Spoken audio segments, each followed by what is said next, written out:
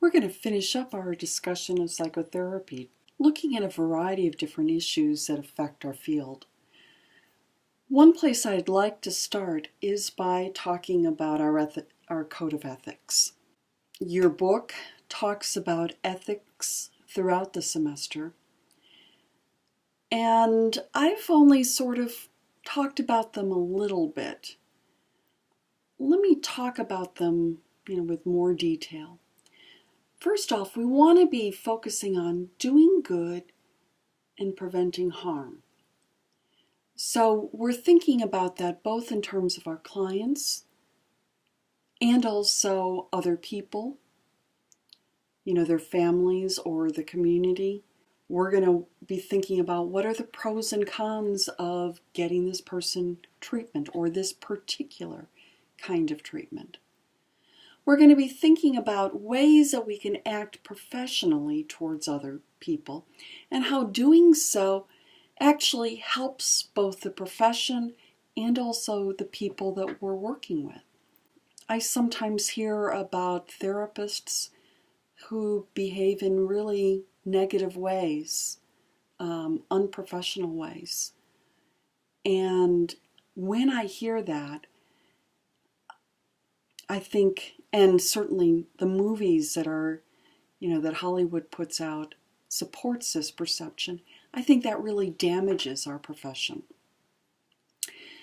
Behaving with a sense of integrity, using our high moral standards in our work, and thinking about how we can do the best thing, best possible job we can.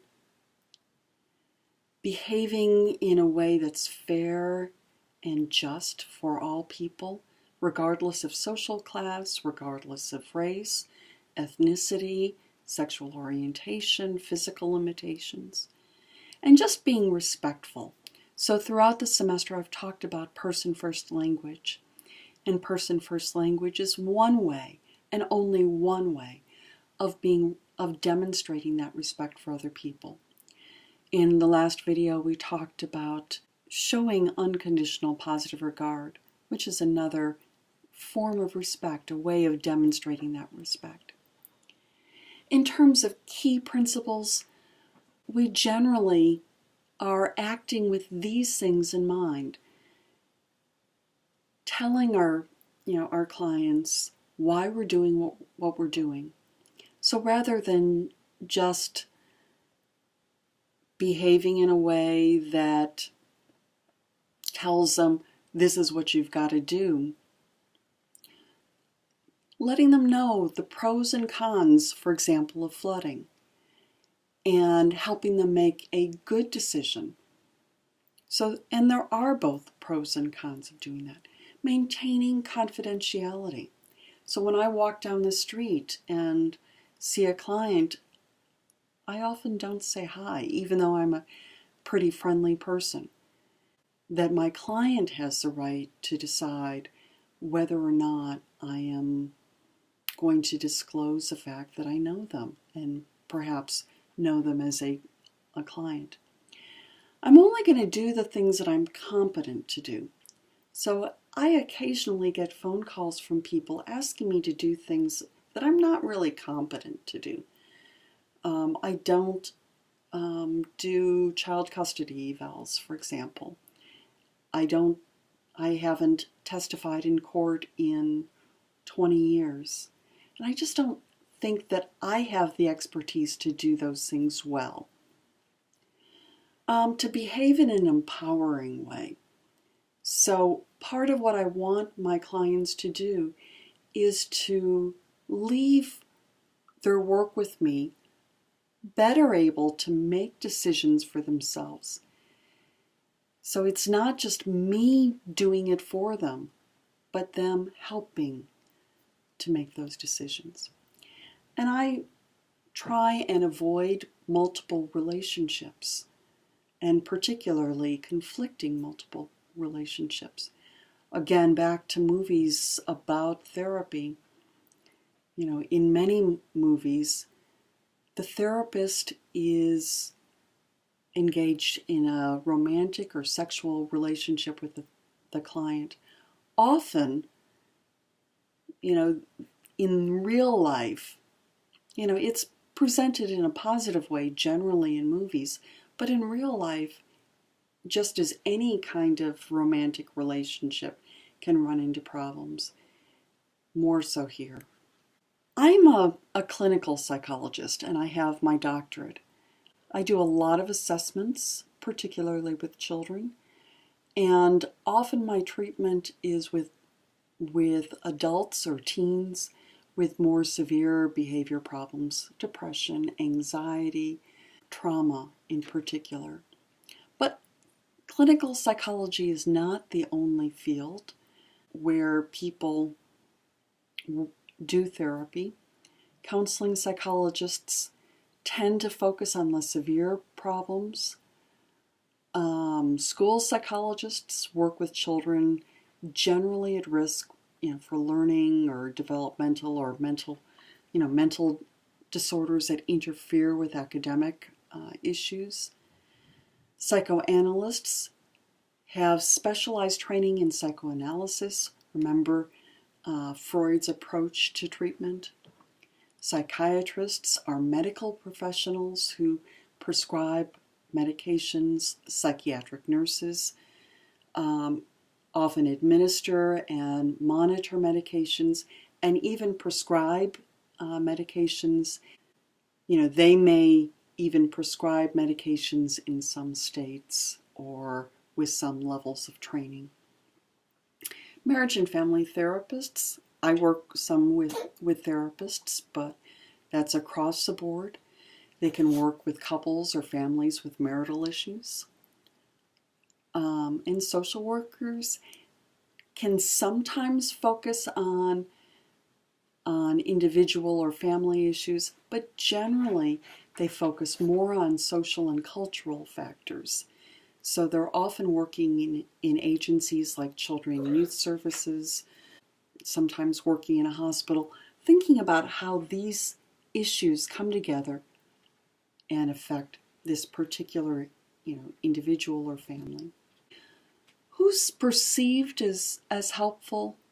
Generally, psychiatrists, psychologists, social workers are, in general, perceived as more effective than marriage counselors or physicians. Notice that people tend to be perceived as more helpful if they're seen longer. This is correlational research. You notice this is actually based on a survey from the Consumer Reports. Probably people who stay in therapy longer are more happy with their therapists, and so they're giving more positive feedback. Generally, people go to marriage counselors when they're pretty unhappy, and so they are more likely to run into problems here. Your authors talk about managed care, and there are some real advantages. I've talked some about them in the last video, both the greater accessibility to services and the lower cost. And keep in mind that this accessibility is a really important kind of issue.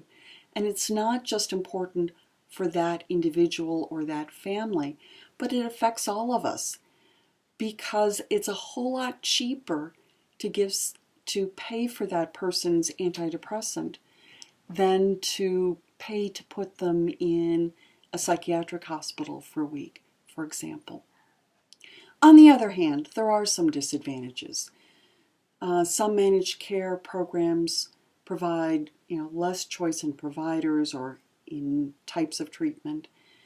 There's a lot of pressure for less expensive treatments, and both providers and also consumers, such as yourselves, are often unhappy about that pressure for less expensive, and that restriction in treatment. On the other hand, taxpayers are happy about that. There's a lot of pressure for briefer treatments.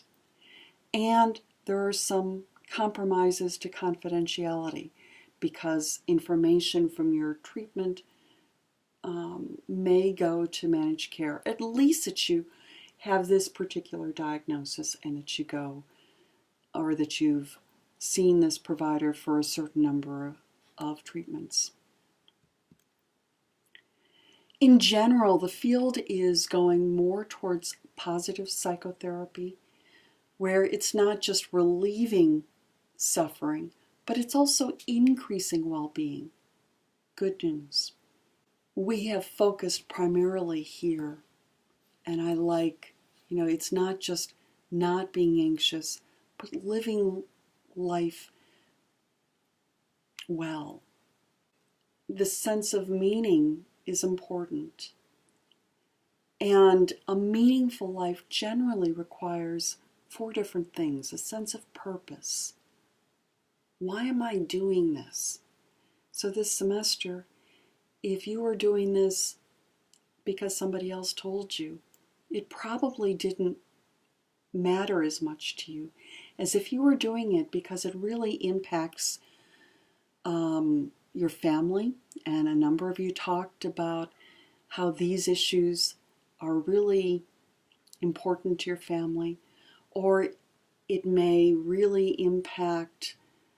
influence the direction that you're going in, and you're walking out of this course feeling stronger, feeling more able to do good work.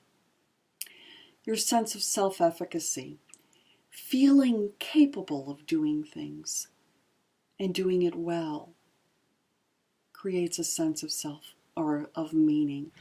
And having a sense of self-worth also creates that sense of meaning. So psychology has its own set of values and goals that are somewhat different from that of other fields. We tend to be more research-oriented. We tend to be somewhat less medication-oriented. What parts of what we discussed fit you especially well? And what are more difficult? And second, what are the most important things you learned this semester? What do you want to walk out of class remembering?